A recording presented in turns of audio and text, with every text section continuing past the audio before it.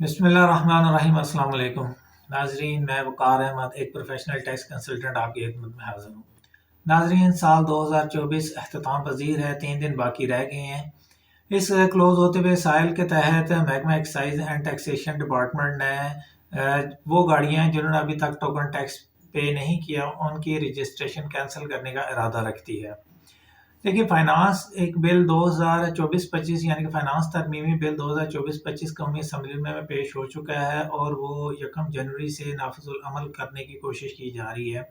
تو یہ جتنے بھی ادارے ہیں، موٹر رجسٹریشن اتھارٹی ہوگی، نادرا ہو گیا، بینک ہے اور دیگر سپورٹنگ ادارے ہیں، FBR ان کی مدد سے جو نان فائلر ہیں ان کو فائلر بنانے کی کوشش کر رہی ہے۔ محکمہ ایکسائز اینڈ ٹیکسیشن ڈپارٹمنٹ جو ہے وہ 31 دسمبر کے بعد جو وہ گاڑیاں جنہوں نے ٹوکن ٹیکس پے نہیں کیا ان کی گاڑیوں کی رجسٹریشن کینسل کرنے کا ارادہ رکھتی ہے۔ یہ پریکٹس پچھلے سالوں میں بھی رہی ہے، لیکن اس سال اس میں چینجنگ یہ ہے کہ جو فائنانس ترمیمی بل ہے اس کے تحت جو 800 cc کی گاڑی ہے وہ نان فائلر رکھ سکتا ہے۔ اس سے اوپر کی گاڑی رکھنے کے لیے آپ کو فائلر ہونا ضروری ہے۔